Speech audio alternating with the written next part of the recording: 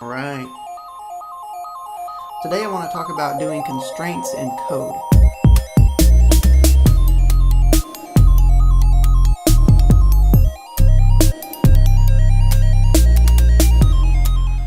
It's good to start out using storyboards when you're, in the beginning stages of learning how to be an iOS developer, because it lets you see visually exactly what you're making and what it's going to look like, because it kind of gives you a preview of what everything's going to look like.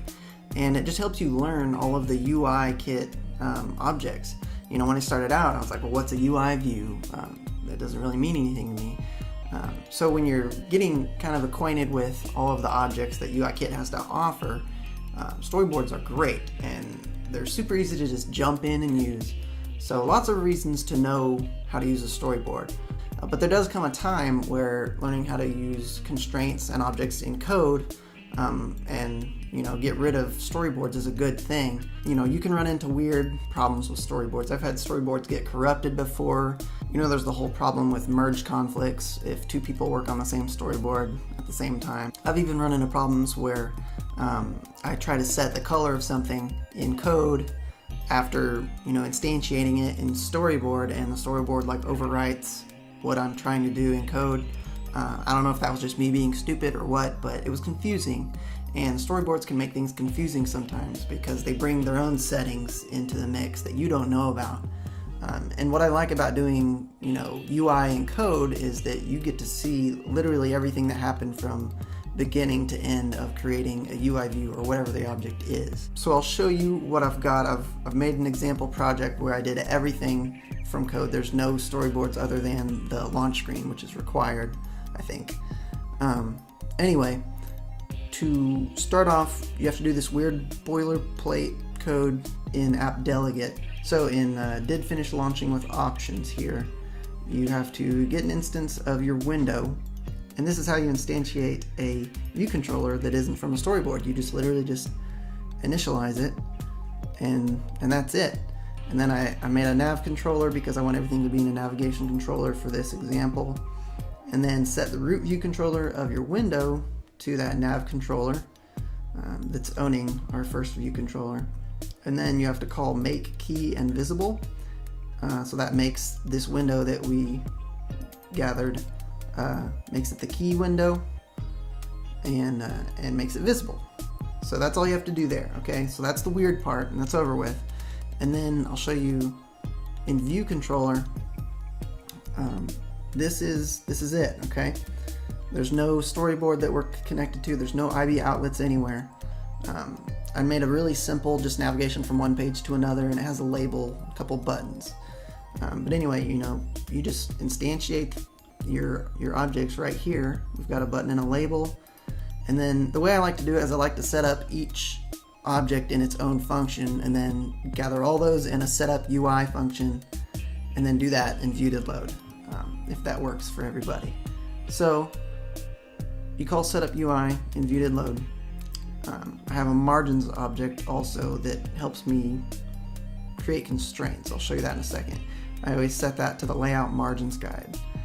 So one weird thing about this is if you're not calling it from a storyboard, your view by default is just black, or it's clear, so you can see what's below it. So it looks black if it's the root view controller, but if it's above something else, it's just clear and it looks weird. So you set the view background color to white. Now I'm not saying this is less code or quicker than storyboards. Storyboards are definitely quicker, so if you want to do something simple, don't do this. But for the sake of adaptability and reusability and maybe even A/B testing and things like that, doing your UI in code is more versatile, in my opinion. So back to it. Here's your setup next button. So each of these are pretty similar. Once you get the hang of it, it's just rinse and repeat. What I always do is add it as a subview first, because if you try to set constraints before you've added it as a subview, that'll generate a compile error, because you can't set constraints to a view that you're not in a hierarchy with, or whatever they call it. And then the second step is always to set translates auto resizing masks into constraints to false, because if you don't do that, then Xcode will try to guess what your constraints are and it won't actually pay attention to these. That's my understanding of it anyway.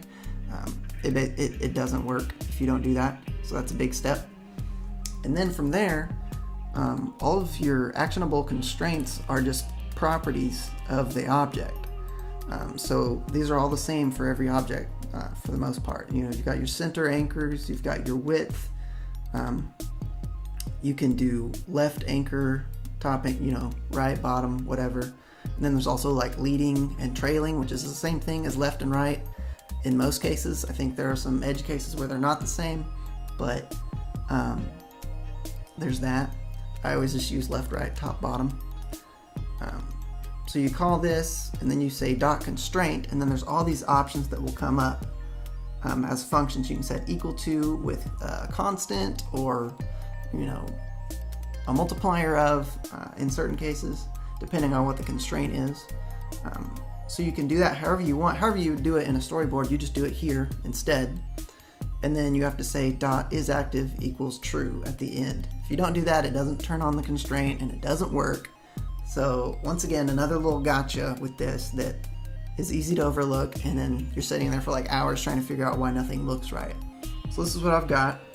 I've got the button to be just in the center, and I gave it, a width of 60% of the view, and then a height of 40 points. I said its title and color, and even the border width and color and radius, and then added a target to that button so that when we tap it, something happens. And that's just going to be when we go to the second view controller. That is also all code. Okay? And similar thing with the header label. One thing to remember is that if you have two objects that, like, one of them has a constraint that depends on the position of the other one. For example, if you want your next button to be 10 points below the header label, you'd mention that, in your constraint definition, just like this. Instead of margins, it would be header label dot bottom, But that header label has to already be a subview of that common view before you can call that line, because it'll throw an error again, because you're trying to set a constraint to a view that is not in the same view hierarchy as your view. So if you're going to do that, you at least want to add the subview in the right order, or maybe just add all your subviews at the same time and then do all the constraint code. You're perfectly fine to do that. I like to keep everything separated if I can. If not, yeah, it gets a little messy sometimes and you just have to change it. But anyway, that's the first view controller. I'll just kind of talk a little bit about the second view controller. It's the same thing, just a little bit different. I set some constraints based on the edges rather than like center. The way the constants work this way is if you're always starting with your object, then positive value is to the right of whatever the constraint is, and a negative value is to the left. So you'll see I've got my right anchor set to the margins right anchor -8, because I want to be 8 points to the left of the right side of the screen. Okay, so you've got to keep that in mind. You've got to keep your positives and negatives straight. So let's just start it and run it, and then everything will make sense. Actually, first, I changed my main interface to be blank here. Not sure if that's actually necessary, but it works like that, and I think that's nice because I deleted our main.view controller, so it might not like it if you have anything here that isn't real. So yeah, there you go. Let's run this. All right, loop rules up in the top left, and then we've got our next view button. Everything came out right. If you didn't have the margins set, and you just used like view dot left anchor or top anchor, loop rules would be up here, where the nav bar would cover it. So that's why you'd have to do that. Okay, so then you tap on next view, and here's our second view controller, and we could go back from the nav view, which is built in, or we could use our little button. And that's it, man. It was pretty cool. Pretty cool stuff. I like using UI code, just because I can see everything. It makes me confident that my code isn't going to get some weird stuff from the storyboard, and it's just easier for me to see everything that's going on. Maybe it's a control issue, but I think it's a good thing to know at least. I still use storyboards, of course, but I enjoy doing some UI and code. So hopefully that was helpful for somebody out there. I know at one point I was really confused about doing code UI because it's just like, well, what all do I need to do? Because there's so many things that you need to do that you just don't know unless someone tells you. So if you have any questions, obviously talk about it in the comments. And I've got some good content coming up on Instagram these days. I'm gonna have to look up what my Instagram handle is. Give me a second. _iOS Luke. One word. I think it has to be one word. Anyway, _iOS Luke, because someone took the original iOS Luke. That's me on Instagram. I've been putting a lot of good content on there, in my opinion. It's up to you. So you can check that out if you want to see more stuff.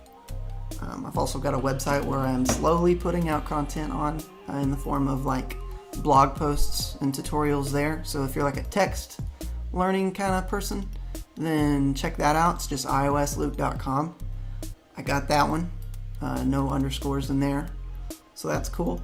And yeah, I think that's about it. So hopefully that was good and fun for everybody. Thanks for watching.